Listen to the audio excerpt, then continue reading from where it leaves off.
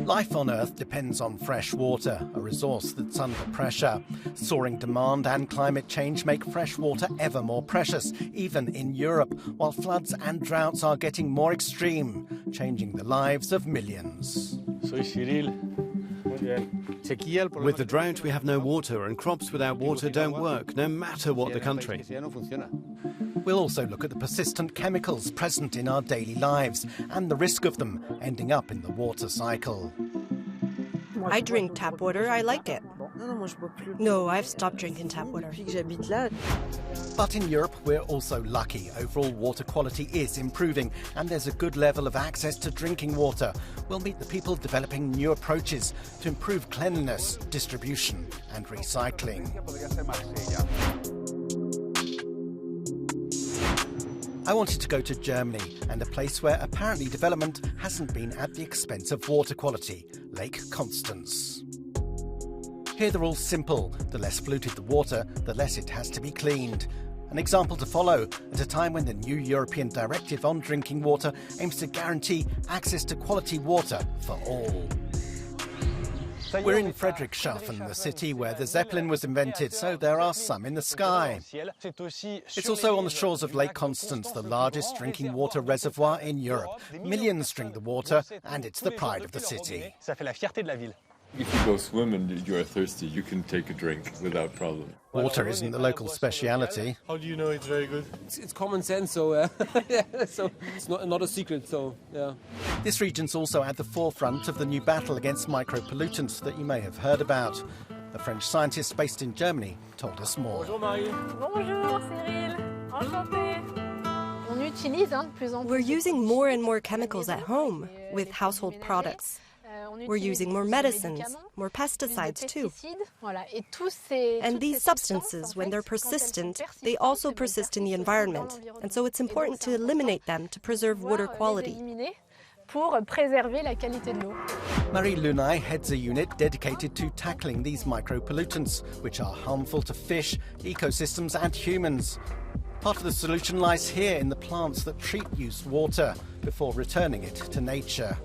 The quality of the water here in Lake Constance is known to be really good, so you have to take care of it, right?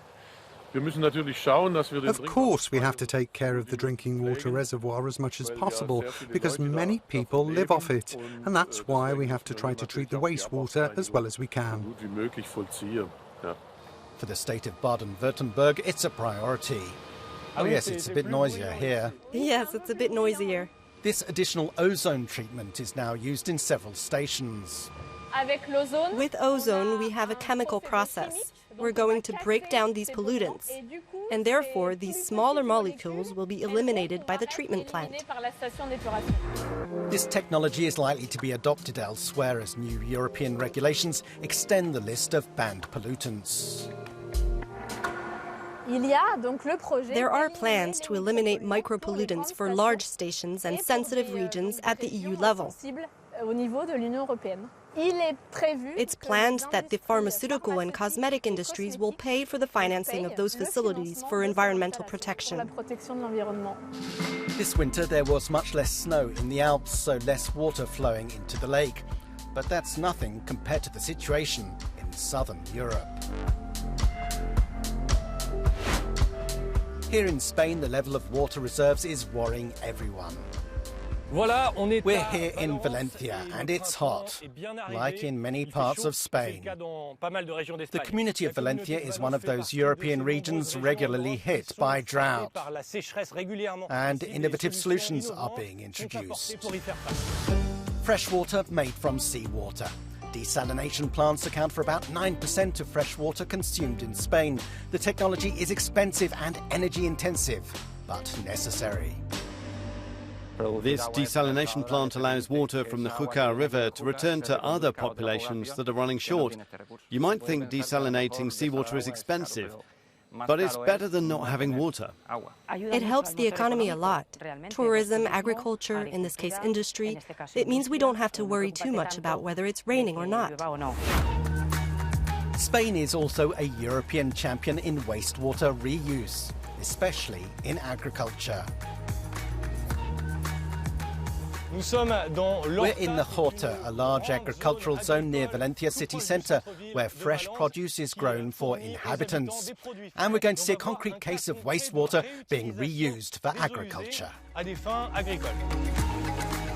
Valencia recycles more than half of its wastewater, and to understand how we're back in a treatment plant. Here water gets ultraviolet treatment before being offered to farmers. It's a refining treatment. After the secondary treatment, it results in higher quality.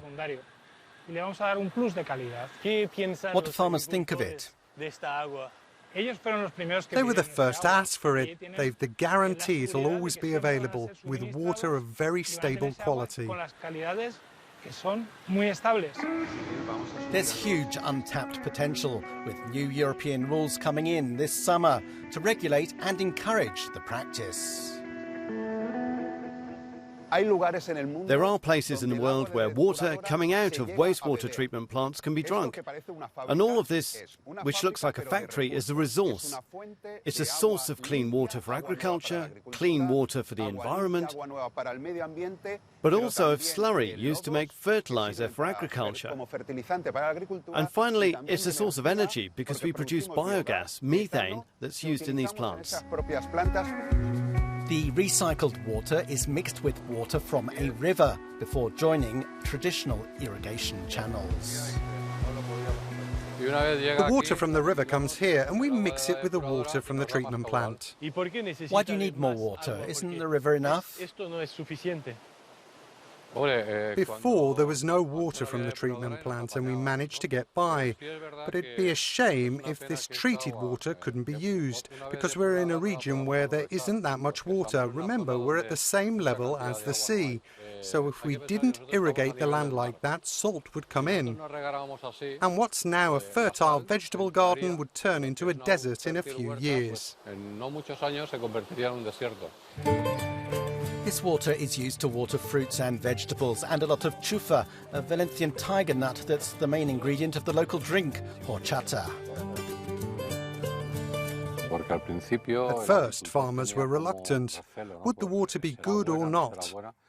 But we've been using it for over 25 years and the results are really positive. And does chufa taste the same with recycled water? Water is water. We've been irrigating with recycled water for many years and no one's ever noticed anything. I can confirm the horchata is excellent. See you soon. Muy rico.